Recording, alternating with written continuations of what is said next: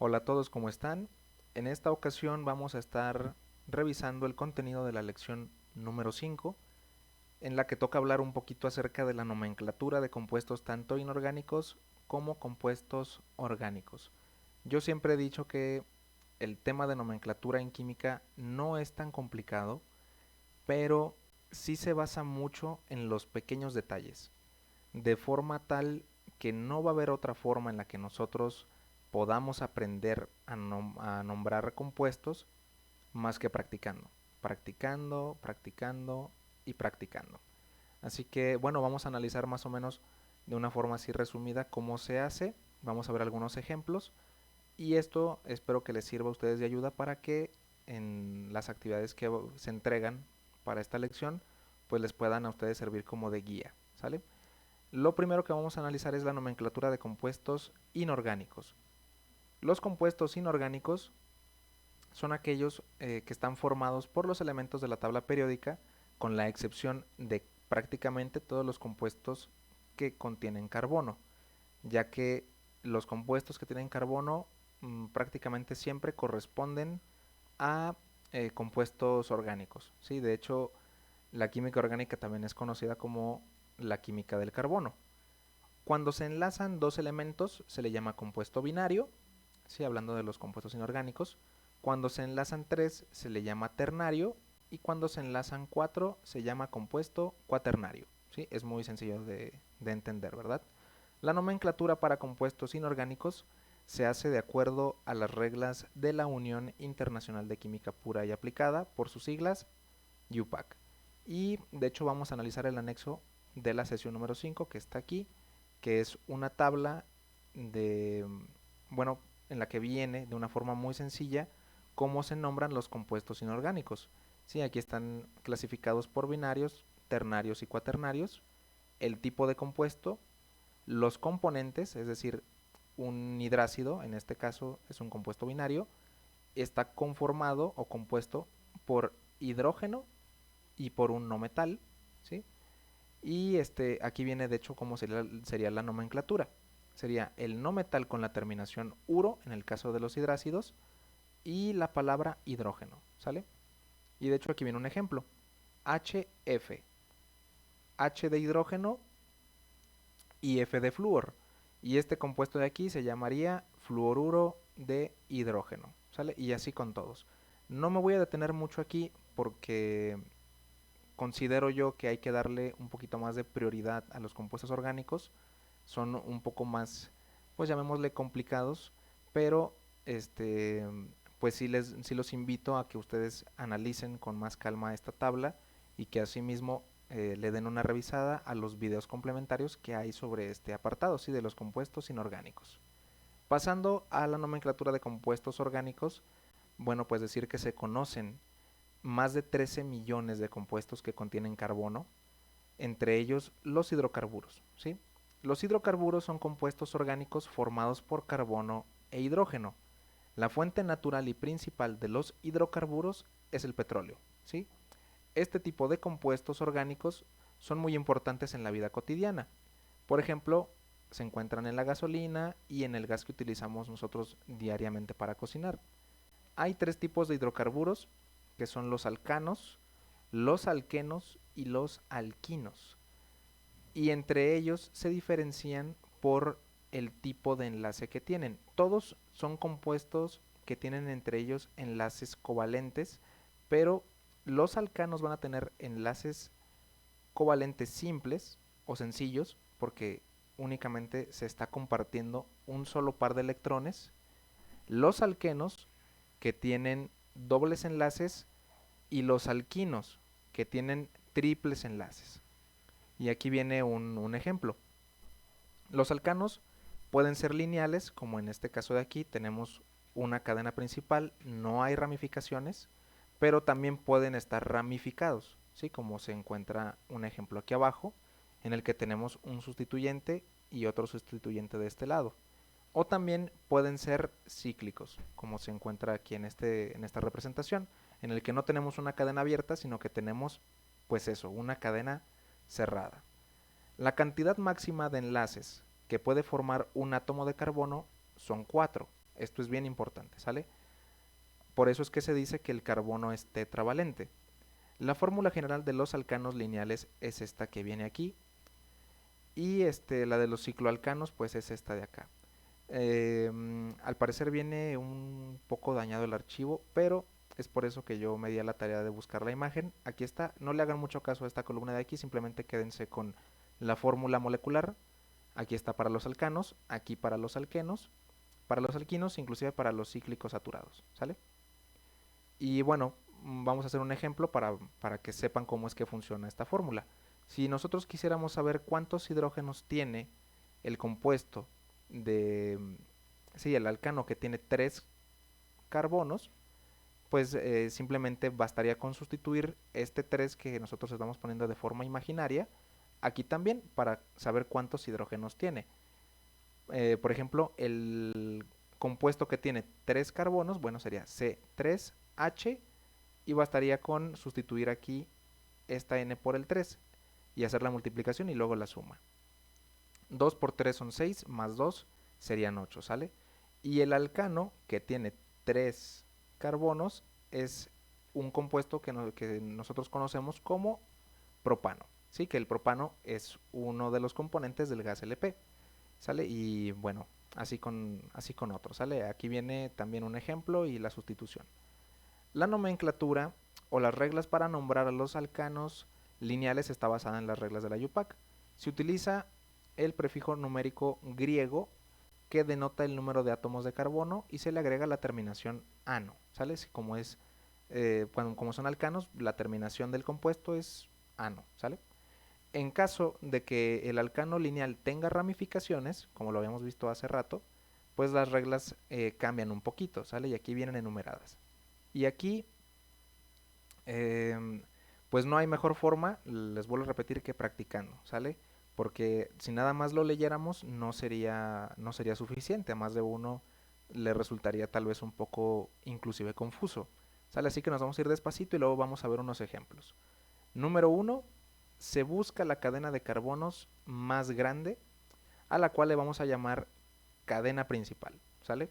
Esto es bien importante. Lo primero que hay que hacer siempre para nombrar un compuesto es encontrar la cadena de carbonos más grande. Número 2, se enumera la cadena principal por el extremo más cercano a una ramificación o un sustituyente.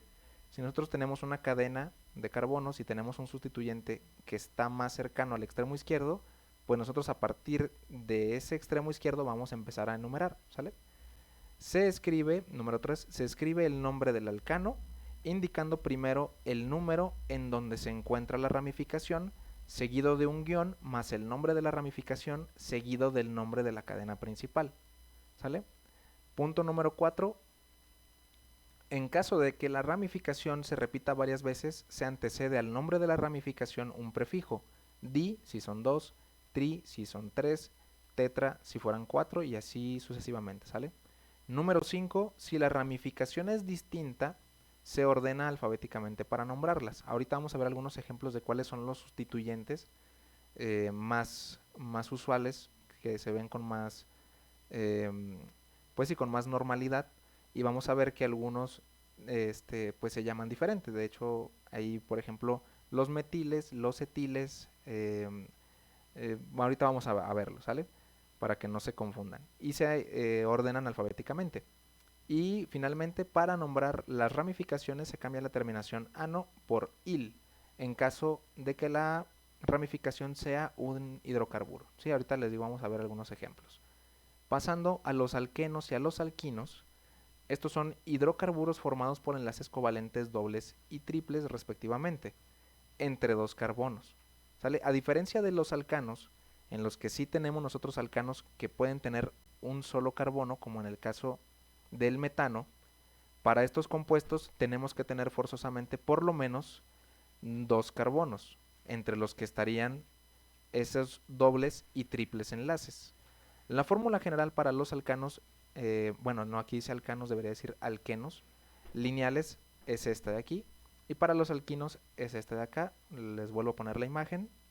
Si nosotros quisiéramos saber cuántos hidrógenos tienen, pues lo podríamos hacer sustituyendo la n por el número de carbonos que nosotros estemos buscando. Y pues sí, lo que les decía, n tiene que ser un número natural a partir de 2, ¿sale? La nomenclatura o las reglas para nombrar los alquenos también están dadas por la UPAC. Se utiliza un prefijo numérico griego que denota el número de átomos de carbono y se le agrega la terminación eno, ¿sí? Para el caso de los alquenos. Y si fuera un alquino, sería ino. Y la forma en la que se, se les da el nombre, pues es muy similar a la de los alcanos, simplemente teniendo un par de consideraciones extras. Pero, como les decía, la única forma en la que nosotros vamos a aprender realmente, pues es practicando. Por eso me di a la tarea de poner aquí un par de ejemplos que vamos a estar analizando y espero que esto les sirva a ustedes de apoyo para poder hacer sus actividades. De hecho, estos dos ejemplos que tenemos aquí son los que están como tarea para subir, así que bueno, ya les estoy echando la mano con esto. El primer ejemplo nos dan el nombre del compuesto, no mentira, nos dan la estructura del compuesto y nos dicen que nosotros lo nombremos. Entonces, siguiendo las reglas que acabamos de leer, lo primero que hay que hacer sí o sí es encontrar la cadena más larga. Entonces nosotros teníamos esto y lo que hay que hacer es empezar a contar. ¿Sí? No importa en dónde nosotros queramos empezar a contar, simplemente tenemos que encontrar la cadena más larga. ¿Sí?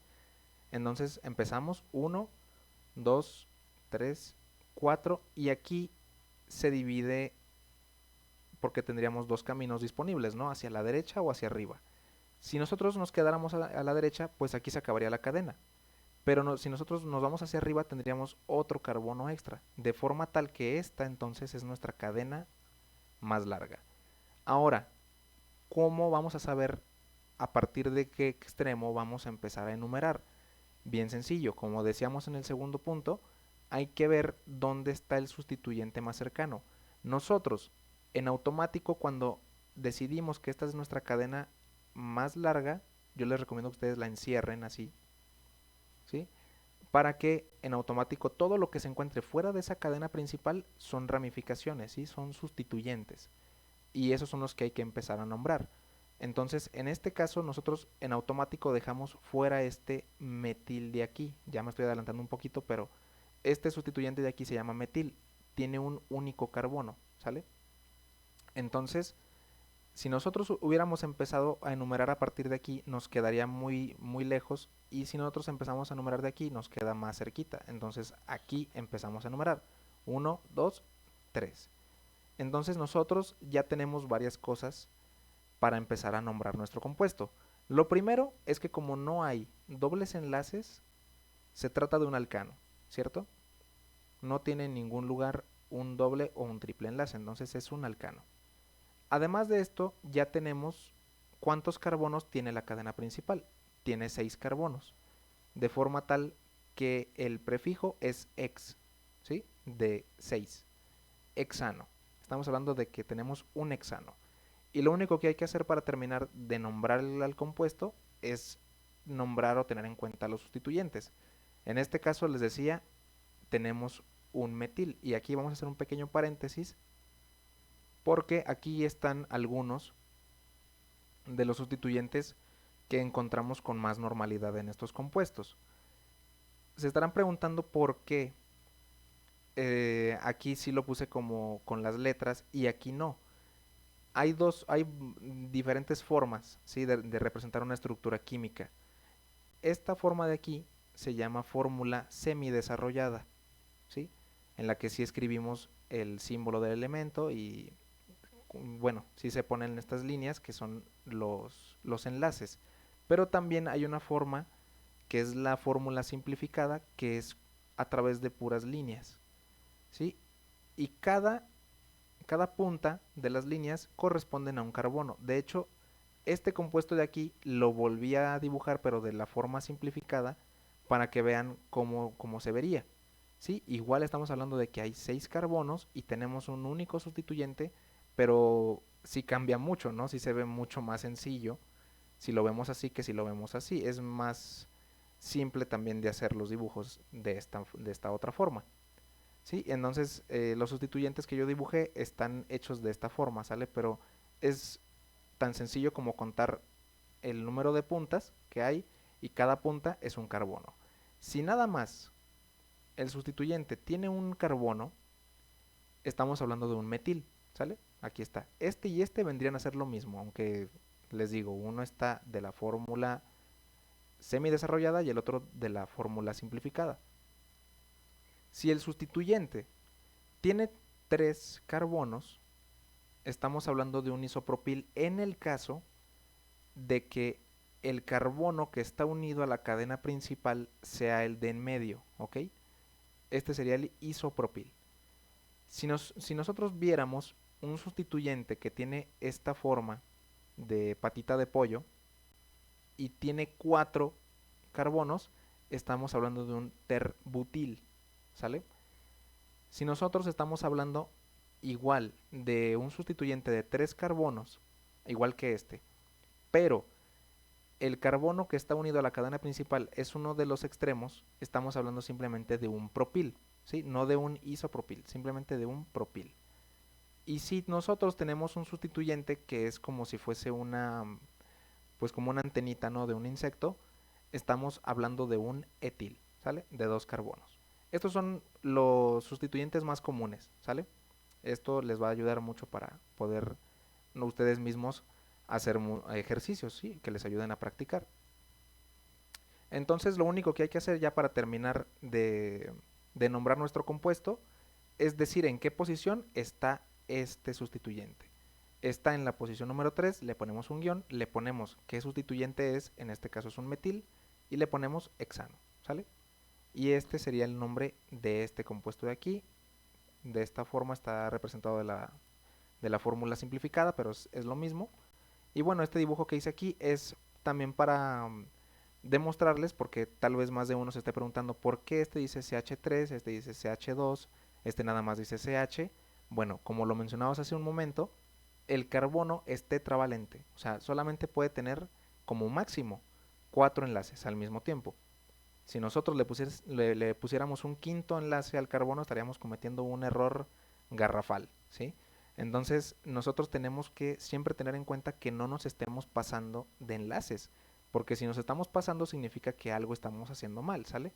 En este caso, este carbono de la orilla está haciendo enlace con 3 hidrógenos y con otro carbono, o sea, tiene o está haciendo 4 enlaces. Este carbono de aquí está haciendo enlace con 2 hidrógenos y a su vez con otros 2 carbonos, de forma que también está haciendo 4 enlaces, este también está bien.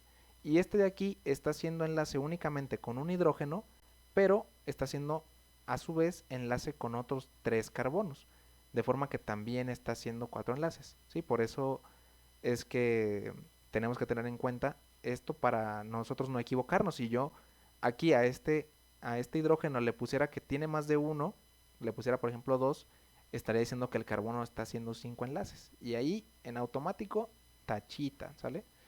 Pero bueno, aquí estamos para aprender, ¿sale?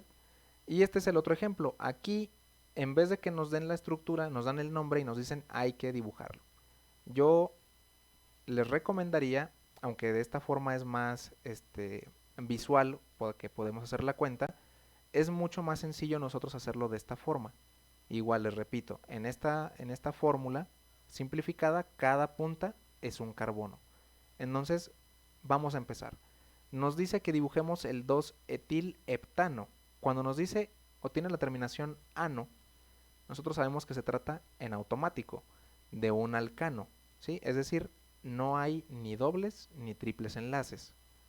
A su vez, cuando nos dice que es hept, este es el prefijo de 7. Entonces es tan sencillo como dibujar una cadena principal de 7 carbonos. Ya la dibujamos y aquí no importaría por qué extremo vamos a comenzar a enumerar. Yo decidí empezar del lado izquierdo, pero también pude haber empezado del lado derecho y no hubiera habido problema.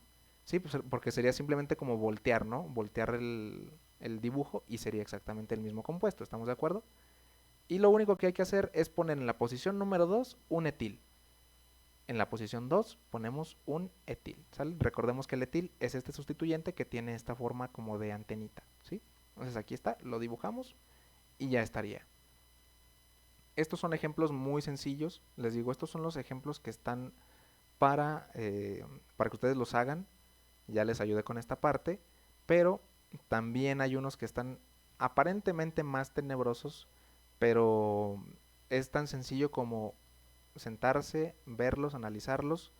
Les digo, no olvidar los pequeños detalles. Y así es como se nombran. Aquí tenemos el compuesto. Les digo, pareciera como muy complicado, pero realmente no lo es. Y lo que hay que hacer es también muy sencillo, identificar la cadena más larga, pero aquí hay una excepción, ¿sí?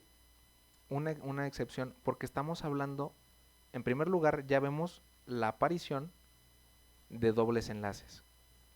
Y estos dobles enlaces, hay una regla de los alquenos y los alquinos que dice que en donde haya dobles o triples enlaces, esos tienen que formar parte de la cadena principal de forma forzosa, ¿ok? Porque la terminación va a ser eno, porque estamos hablando de un alqueno en este caso, ¿sale? Entonces, nosotros pudiéramos pensar que la cadena más larga se encuentra siguiendo este orden, pero si yo sigo este orden, estaría excluyendo este doble enlace de aquí, y yo no puedo hacer eso, tengo que incluirlo. Si lo incluyo, entonces hasta aquí queda mi cadena más larga, que sería un alqueno de 9 carbonos, ¿sale? Entonces, si me queda que esta es la cadena más larga, me queda todo este pedazote por fuera, pero este sería simplemente un radical, ¿sale? Si tiene, vamos a contar cuántos carbonos tiene 1, 2, 3, 4, 5, estamos hablando de que este es un pentil, ¿sale? Con el prefijo pent de 5. Y nos quedamos con este otro sustituyente por fuera que sería un metil, ¿sí? Simplemente tiene un carbono. Entonces empezamos a enumerar. Ah, bueno, sí, empezamos a enumerar la cadena más larga. Empezando por este lado de aquí. ¿Por qué? Porque aquí se encuentra directamente en la posición 1 un doble enlace. Si yo hubiese decidido empezar por aquí, el doble enlace me queda hasta la posición 3. ¿Sí? Entonces, por eso se inicia a partir de aquí. Les digo, son pequeños detalles que hay que tener en cuenta, ¿sale? Empezamos por aquí, 1, 2, 3, 4, 5, 6, hasta el 9. Y teniendo esto, pues simplemente ya nada más falta nombrarlo. En la posición número 3 tenemos un metil, en la posición 6 tenemos el pentil, y esto es por orden alfabético, ¿sale? Si, bueno, en este caso la M es antes que la P, ¿sale? Pero supongamos que aquí tenemos un etil, pues entonces se hubiera nombrado antes el etil que el metil, ¿estamos de acuerdo? Esto es por orden alfabético, ¿ok? Y ya finalmente hay que poner las posiciones de los dobles enlaces. En este caso yo tengo dos dobles enlaces, así que hay que incluirlos los dos. Tenemos uno en la posición 1, le ponemos coma. En la posición 6 tenemos un segundo doble enlace y ya nada más hace falta decir que este es eno, porque es un alqueno, y el prefijo non, ¿sale? Que es 9. Y así sería como se llamaría este compuesto. Les digo, no hay mejor forma de aprender a nombrar compuestos que practicando. Así que los invito a que lean, a que practiquen, a que vean los videos complementarios y como siempre recordarles que aquí voy a estar para resolverles sus dudas si llegan a tener lo que sea, me hacen llegar un mensaje y yo con gusto los ayudaré. Nos estamos viendo hasta la próxima.